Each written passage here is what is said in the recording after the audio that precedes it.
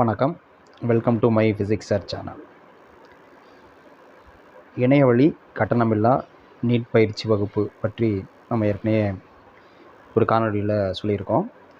So அதுக்கான course plan பாடத்திட்டம் என்ன அப்படிங்கிறது நம்ம இங்கிலீஷ் மீடியத்துக்கு ஏற்கனவே சொல்லியிருந்தோம். அப்போ சில ஸ்டூடெண்ட்ஸ் வந்து கேட்டாங்க, தமிழ் மீடியத்துக்கு போடுங்க அப்படின்னு கேட்டாங்க. தமிழ் மீடியம் இங்கிலீஷ் மீடியம் ரெண்டுக்கும் வேறு வேறு கிடையாது. அதே பிளான் தான். தமிழ் மீடியம் இங்கிலீஷ் மீடியமும் காமனாக ஒரே டைமில் தான் நடக்க போகுது, சைமல்டேனியஸாக தான் நடக்க போகுது. அதனால் அதே பிளான் தான். இங்கே வந்து உங்களுக்கு தெரியணுங்கிறதுக்காக அதே சாப்டர்ஸ் தான், இங்கிலீஷில் இருந்த அதே இதை வந்து டிரான்ஸ்லேட் பண்ணி தமிழில் வந்து கொடுத்துருக்கேன் பாருங்கள். அதே பிளான் தான். மார்ச் 26 ஆரம்பித்து நமக்கு வந்து May 2 முடியுது. ஸோ ஃபஸ்ட்டு வந்து 12th ஸ்டாண்டர்டில் இருக்கக்கூடிய சாப்டர்ஸ் எல்லாம் வந்து முடிக்கிறோம். நிலைமினியலில் ஆரம்பித்து செய்முறை இயற்பியல் செய்முறை இயற்பியலில் ரெண்டுமே வரும், 11th வரும் 12th வரும். ஸோ 12th இருக்கக்கூடிய தியரிட்டிக்கல் டாபிக் அப்படின்னு பார்த்தீங்கன்னா லாஸ்ட்டாக இருக்கிறது மின்னணு கருவிகள். செய்முறை இயற்பியல்ங்கிறது அதில் வந்து 11th டாபிக்ஸும் இருக்கும், 12th டாபிக்ஸும் இருக்கும். அடுத்து 11th வந்து இயற்பியலும் அளவீடுகளும் ஆரம்பித்து அலைகள் முடிய.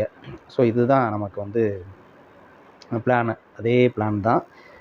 ஜஸ்ட்டு அங்கே கொடுத்துருக்கிற சாப்டர்ஸை இங்கிலீஷில் இருந்தது தமிழில் ட்ரான்ஸ்லேட் பண்ணியிருக்கோம். ஸோ சேம் பிளான் தான்.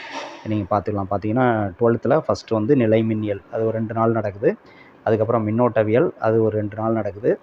அதுக்கப்புறம் வந்து மின்னோட்டத்தின் காந்த விளைவுகள் மற்றும் காந்தவியல், அது ஒரு 2 டேஸு. அடுத்து மின்காந்த தூண்டலும் மாறுதிசை மின்னோட்டமும், அது ஒரு 2 டேஸ் நடக்குது.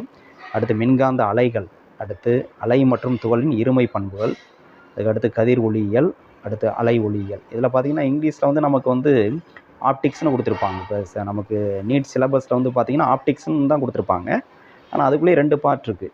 ஒன்று வந்து ரே ஆப்டிக்ஸ், ஒன்று வந்து வேவ் ஆப்டிக்ஸ். அதை வந்து தனித்தனியாக அங்கே மென்ஷன் பண்ணியிருக்கோம். இங்கிலீஷ் மீடியத்தில் ஜென்ரலாக காமனாக ஆப்டிக்ஸ்னு போட்டிருப்போம். இங்கே வந்து தனித்தனியாக பிரித்து காமிச்சிருக்கேன். கதிர் ஒளியியல், அலை ஒளியியல், ரே ஆப்டிக்ஸ், வேவ் ஆப்டிக்ஸ்னு போட்டிருக்கோம்.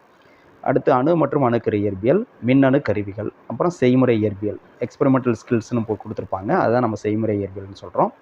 அதுக்கடுத்து 11th ஸ்டாண்டர்ட் சாப்டர்ஸ் வந்து ஸ்டார்ட் ஆகுது. பார்த்திங்கன்னா இயற்பியலும் அளவீடுகளும் ஃபஸ்ட்டு, அடுத்து இயக்கவியல், அடுத்து இயக்கவியலே 2 நாள் பார்க்குறோம். அடுத்து இயக்க விதிகள், அடுத்து வேலை ஆற்றல் திறன், அடுத்து சுழற்சி இயக்கம், அடுத்து ஈர்ப்பியல், அடுத்து திட திரவத்தினுடைய பண்புகள், அடுத்து வெப்ப இயக்கவியல், அதுக்கடுத்து வாயுக்களின் இயக்கவியற் கொள்கை, அதுக்கடுத்து அலைவுகள், அடுத்து அலைகள்.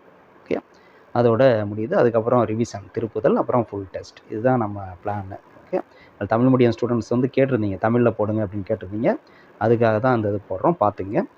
இன்னும் ஜாயின் பண்ண விருப்பம் உள்ளவங்க ஜாயின் பண்ணிக்கலாம். நான் சொன்ன அந்த வாட்ஸ்அப் நம்பர், என்னுடைய வாட்ஸ்அப் நம்பருக்கு, இந்த நம்பர் கீழே இருக்கு இல்லையா, அந்த நம்பருக்கு நீங்கள் வந்து உங்களுடைய பேர், எந்த பள்ளி, எந்த மாவட்டம் அப்படிங்கிறத குறிப்பிட்டு மெசேஜ் பண்ணுங்கள், இணைஞ்சிக்கலாம். வாழ்த்துக்கள். நன்றி.